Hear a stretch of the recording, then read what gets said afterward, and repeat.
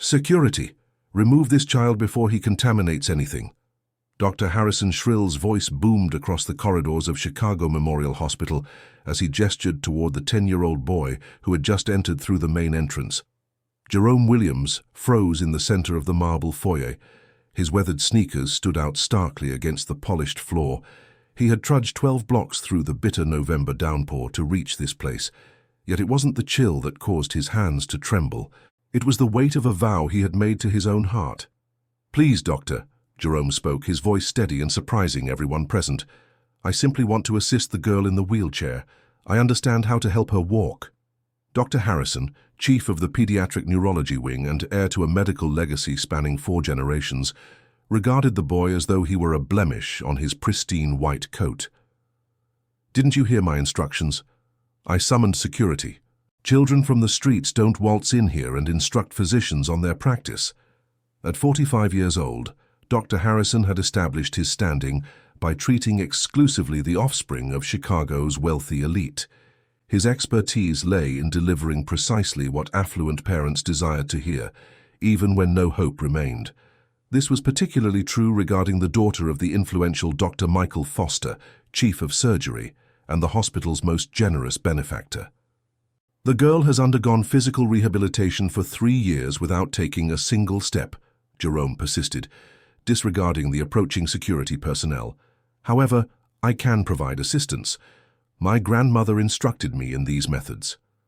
Dr. Foster emerged in the corridor at that precise moment, wheeling his 7-year-old daughter Emma. The child, born with cerebral palsy, observed everything with bright, inquisitive eyes. Upon seeing Jerome, something unexplainable occurred. She beamed and extended her small arms in his direction. "Emma, no," Dr. Foster murmured, drawing the chair backward. "We need to proceed to the session." Yet Emma pointed toward Jerome and spoke her first distinct word in 2 years. "Friend." The quietness that ensued was overwhelming. Dr. Harrison experienced a surge of annoyance at the girl's response. Throughout the 3 years he had been treating Emma, she had never displayed interest in anyone or any therapeutic approach. Jerome lowered himself to the wheelchair's level, his gaze meeting Emma's. "Hello, princess. Would you like to learn how to dance?" "Enough," Dr. Harrison erupted. "Security, escort this boy out immediately. And you," he directed at Jerome, "if you appear here again, I'll contact the authorities." Jerome rose slowly, but before being led away, he whispered something that chilled Dr. Harrison to the bone. "Doctor, I understand precisely why Emma hasn't improved, and I know that you understand it as well." As the guards escorted him toward the exit, Jerome maintained his stare on Dr. Harrison. There was something in those eyes that seemed beyond a 10-year-old child, an ancient understanding, an unwavering resolve, and even more unsettling, the quiet assurance of someone possessing secrets too dangerous to reveal at an inappropriate moment. If you're captivated by this tale of bravery and resolve, remember to subscribe to the channel to discover how a simple moment of disgrace would transform into the spark for a revolution that would permanently alter the lives of everyone within that hospital. 3 days had elapsed since Jerome's removal from Memorial Hospital. However, Dr. Harrison couldn't dismiss those words from his thoughts. "I understand precisely why Emma hasn't improved, and I know that you understand it as well." What could that child have meant by such a statement? Harrison attempted to persuade himself that these were merely the ramblings of a troubled youth, yet something about the certainty in those eyes disturbed him profoundly. On Thursday morning, he arrived at the hospital to discover Jerome seated on the main entrance steps, as though he had been waiting. The boy made no effort to enter. He simply observed the activity through the glass doors with a patience that seemed beyond his years. "Haven't you contacted the police yet?" Harrison demanded sharply of the security guard at the reception desk. "He's not creating any disturbance, doctor. He merely sits there. Technically, the sidewalk belongs to the public." Harrison felt a wave of frustration. This boy was obviously attempting to provoke him, and his strategy was succeeding. During Emma's physical therapy session that morning, something unusual occurred. The girl, typically listless and disinterested, kept glancing toward the window. When Dr. Harrison followed her line of sight, he spotted Jerome outside, observing through the glass. Emma began shifting restlessly in her chair, attempting to communicate through hand movements. It was the first time in months she had displayed any sense of urgency or longing. "What's happening with her today?" Dr. Foster inquired, noticing the change in his daughter's demeanor. "Simply a phase," Harrison responded curtly, drawing the window curtains closed. "Perhaps we should modify her medication." But Emma didn't settle down. Instead, she began weeping, genuine tears of frustration that Harrison hadn't witnessed in years. It was as though she was desperately attempting to convey something that no one could comprehend. That afternoon, Harrison discovered Jerome conversing with Janet, one of the hospital's most experienced nurses, in the parking area. The scene infuriated him. "Janet, you received instructions not to engage with this child." "I apologize, Dr. Harrison, but he was describing techniques his grandmother employed with special needs children." "It's genuinely fascinating." "Fascinating!" Harrison nearly shouted. "He's an uneducated child living on the streets." Jerome turned calmly toward Harrison. "Doctor, my grandmother was Lily Williams. She served at this hospital for 30 years in the pediatric neurology department. Perhaps you recall her." Harrison's blood turned cold. He remembered Lily Williams extremely well. She was one of the most respected nurses who had ever worked there, renowned for achieving remarkable results with cases deemed hopeless. She had retired 15 years ago and had recently passed away. "That's impossible," Harrison stammered. "She raised me following my parents' death," Jerome continued, his voice maintaining that disturbing composure. "She taught me everything about how children's minds function, how to connect with them when adults surrender hope. She specifically taught me about cases like Emma's." Janet glanced between the two men, sensing the tension building. "Dr. Harrison, if he truly is Lily's grandson—" "Enough!" Harrison exploded. "I don't care who he claims to be. Children do not treat patients in this hospital." Jerome stepped forward, and for the first time, Harrison witnessed something other than calm in those eyes. He saw a determination that made him instinctively retreat. "Dr. Harrison, I know you're deceiving Dr. Foster about Emma's progress. I know you understand exactly what's wrong with her, but you're concealing it because you don't want to acknowledge you misdiagnosed her 3 years ago." The world ceased around Harrison. How could this child know about the misdiagnosis he had made and concealed all these years? "You don't understand anything," Harrison whispered, though his voice was trembling. "I know Emma doesn't have severe cerebral palsy as you informed her father," Jerome continued relentlessly. "I know she has a treatable condition that you misdiagnosed, and now you're afraid to correct it because it would destroy your reputation." Harrison felt cold perspiration trickle down his spine. That misdiagnosis had tormented his nights for years. He had been young, arrogant, too eager to impress Dr. Foster with his expertise. By the time he realized his error, it was too late. Correcting it would mean acknowledging incompetence and possibly facing a medical malpractice suit. "How do you—" Harrison began, but Jerome wasn't finished. "And I know how to help her. My grandmother taught me exactly how to treat cases like this, but you'd rather maintain an innocent child's suffering than admit you made an error." Janet observed the scene in shock. She had never seen Dr. Harrison so pale and unsteady. "If you don't leave here immediately, I'll contact the police," Harrison threatened, but his voice no longer carried its former authority. Jerome smiled, a smile that didn't belong on a 10-year-old boy, filled with painful wisdom and unshakable determination. "You may call them, Doctor, but each day I'll be here reminding you that there's a girl inside who could be running and playing if you had the courage to do what's right." As Jerome calmly departed, Harrison remained motionless, feeling his carefully constructed world beginning to crumble. This boy knew too much, knew secrets that could destroy his career. What Dr. Harrison didn't yet realize was that Jerome wasn't there by chance, and his knowledge of Emma's case was merely the tip of an iceberg about to emerge from the icy waters of truth, bringing with it revelations that would transform that hospital forever. Dr. Harrison was determined to resolve this problem definitively. The following morning, he convened an emergency meeting with the entire pediatric neurology team. "Colleagues, we face a delicate situation," he announced, adjusting his spectacles and adopting his most commanding posture. "An unaccompanied child has been disrupting our operations and even attempting to interfere with patient care. We must take action." Dr. Rebecca Chen, a neurologist who had recently transferred from Boston, frowned. What type of interference? The boy claims to possess medical knowledge inherited from an alleged grandmother who worked here. It's clearly a case of childhood delusion, but it's creating disruptions. Janet, the nurse who had spoken with Jerome, cleared her throat uncomfortably. Dr. Harrison, I verified the records. Lily Williams indeed worked here for 30 years, and she did have a grandson who was recently orphaned. The silence in the room was uncomfortable. Harrison felt perspiration beginning to form on his brow. That doesn't alter the fact that a child cannot— Excuse me, Dr. Chen interrupted. May I inquire what type of knowledge this boy has demonstrated? Harrison hesitated. He couldn't admit that Jerome had identified his misdiagnosis without completely exposing himself. Unscientific methods, unfounded theories. I'd like to speak with him, Dr. Chen said decisively. If he truly is Lily Williams' grandson, that changes everything. She was a legend here. That afternoon, Jerome occupied his usual position on the steps when Dr. Chen approached him. Unlike Harrison, she sat beside him, treating him as an equal. You must be Jerome. I'm Dr. Chen. I've heard about your grandmother. Jerome studied her carefully. Did you work with her? Not directly, but everyone knew her reputation. She saved many children that other doctors had abandoned.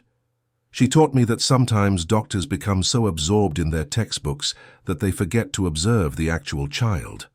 Jerome replied, his maturity once again surprising an adult.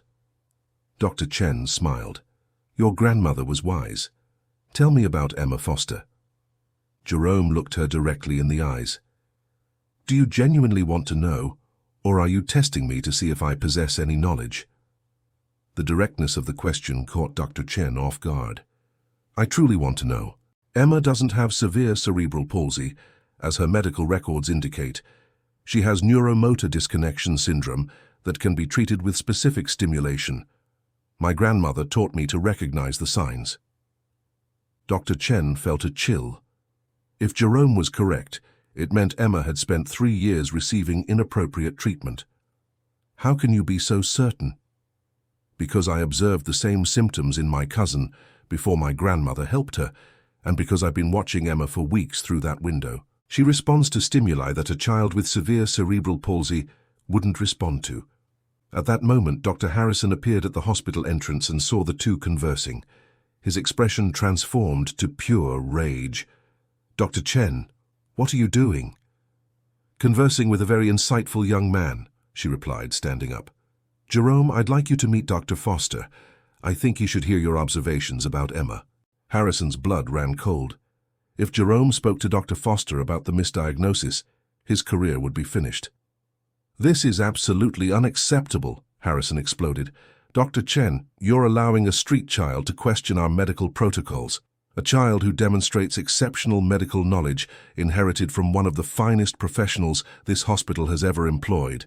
Dr. Chen replied firmly. Jerome stood up slowly, observing the dynamic between the two doctors. There was something in Harrison's tension that confirmed his suspicions. Dr. Harrison, Jerome said with that disturbing calm, you're afraid of what I'm going to tell Dr. Foster, aren't you? I'm not afraid of anything a child can say. Then why don't you allow me to show him what I know about Emma? If I'm wrong, you can remove me from here permanently. Dr. Chen looked between Jerome and Harrison, sensing a tension that extended far beyond a simple disagreement over protocol. Harrison, what's the issue? If the boy is incorrect, it will only validate our methods. Harrison was trapped. Refusing now would raise suspicion, but agreeing could expose his devastating mistake. Very well, he said, attempting to keep his voice steady. But when this charade is exposed, I want action taken.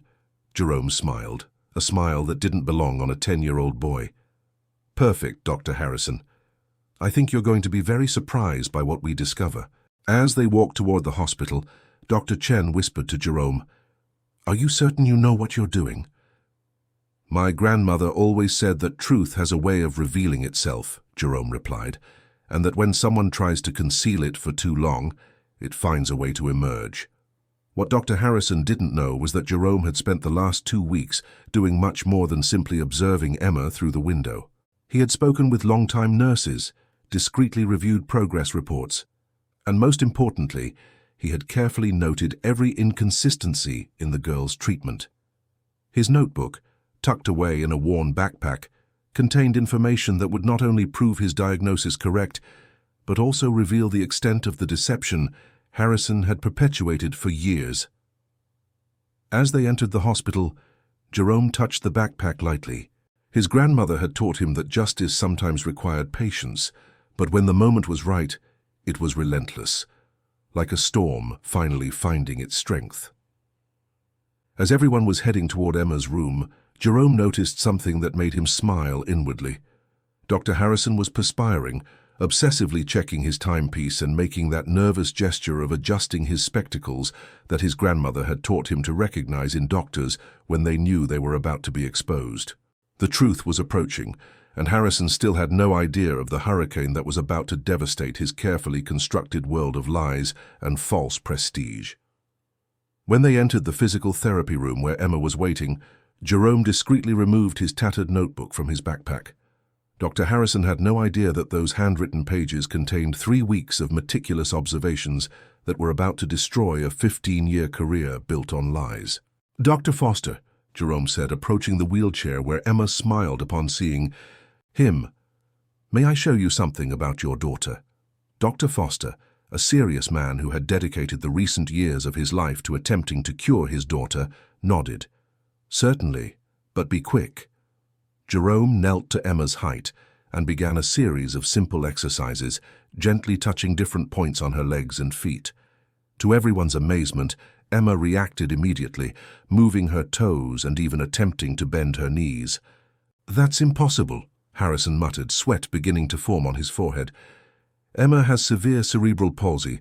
These reactions are merely involuntary spasms." "Dr. Harrison," Jerome said, turning with that disturbing composure, "Emma doesn't have severe cerebral palsy.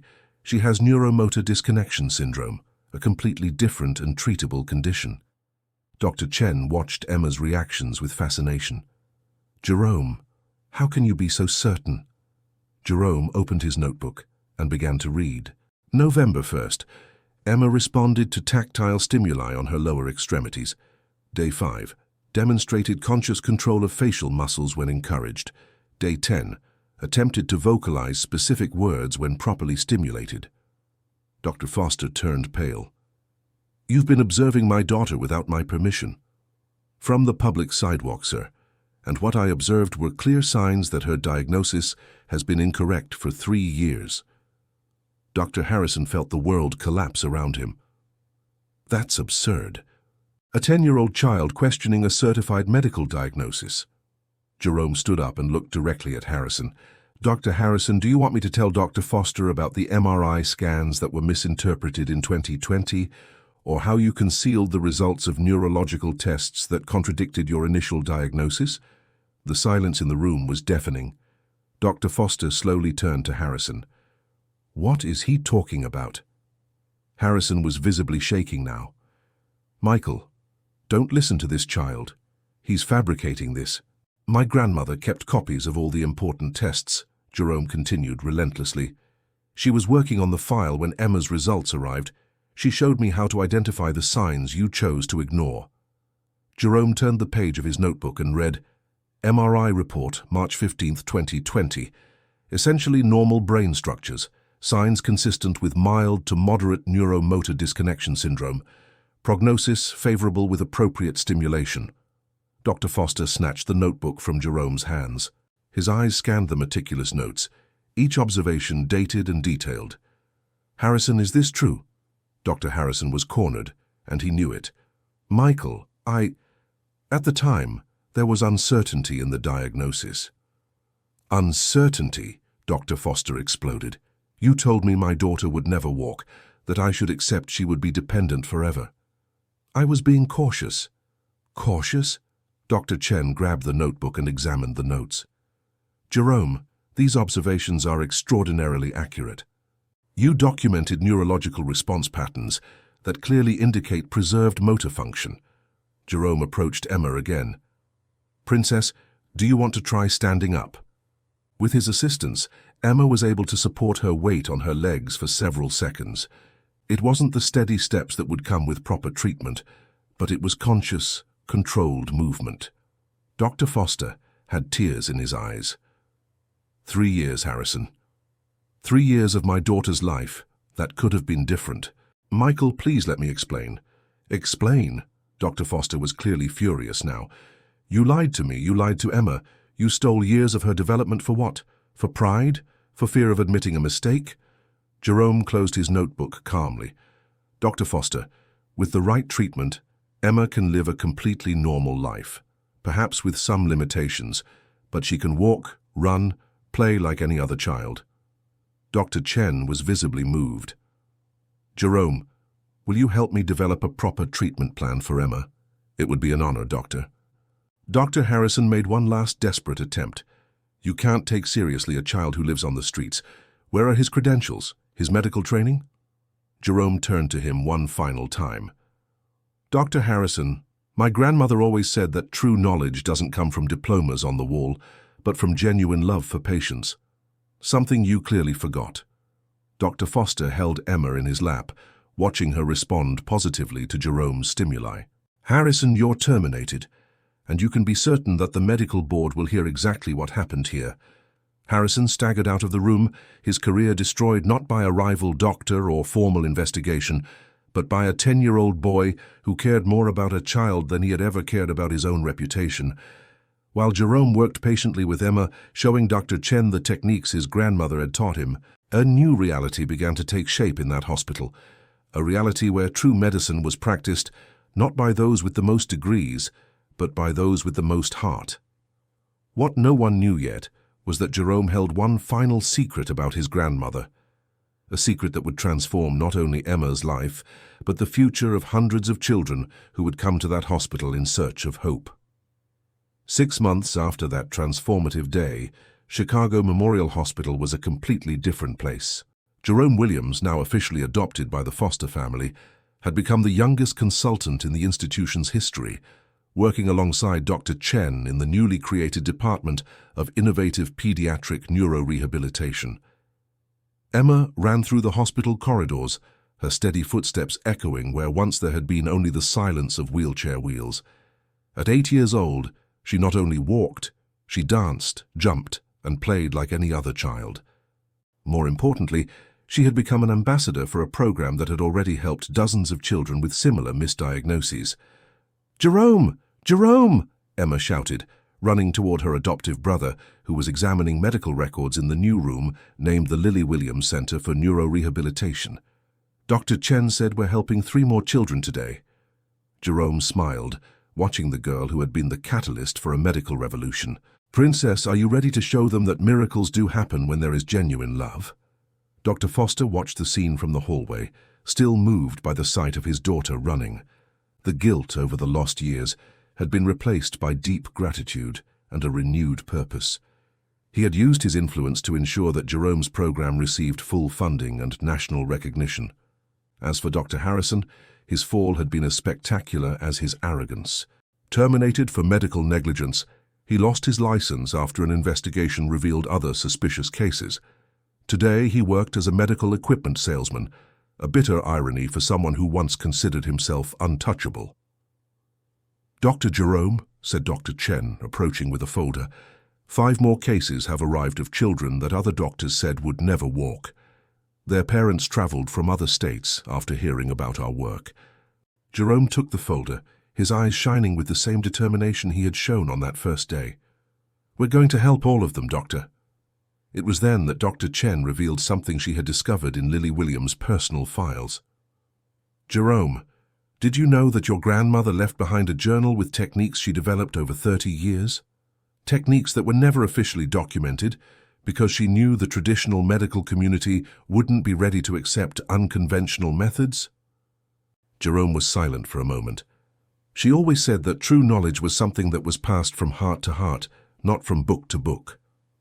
This journal," Dr. Chen continued, "contains observations on over 200 cases of children she secretly helped over the years, cases that doctors had given up on, but she healed using love, patience, and techniques she learned by observing the children themselves." Dr. Foster joined the conversation. Jerome, your grandmother didn't just save Emma. She left a legacy that will save thousands of children. At that moment, Emma ran up to Jerome and hugged him. Thank you for teaching me how to walk, brother. Jerome hugged her back, whispering, Thank you for teaching me that sometimes the greatest miracles come disguised as children the world gave up on too soon. Today, 3 years later, the Lily Williams Center is a national leader in pediatric neurorehabilitation. Jerome, now 13, is studying medicine in a special program for gifted students, but he never stops working with the children who come to the center. Dr. Harrison continues to struggle to rebuild his career, but he has discovered that reputations destroyed by arrogance and prejudice are much harder to repair than medical diagnoses. He lost not only his job, but the trust of an entire community that discovered how they had underestimated the power of truth in the hands of a determined child. Emma Foster, now 11, is studying to become a pediatrician. She wants to give back to all the children who were once considered lost causes, just like she was. Jerome learned that the greatest revenge against prejudice is not anger or resentment, but the quiet success that transforms lives and proves that greatness has no color, social class, or age. He turned the humiliation he suffered on his first day into fuel for a revolution that changed the lives of hundreds of families. The plaque at the entrance to the Lily Williams Center bears a phrase that Jerome chose himself. Here we believe that every miracle begins when someone refuses to give up on a child. Dr. Chen always tells anyone who will listen, Jerome taught us that true medicine doesn't come from diplomas hanging on the wall, but from a heart that refuses to accept that anyone is a lost cause. Have you ever been underestimated by someone who thought they knew everything about your abilities? Have you ever turned humiliation into motivation to prove your worth?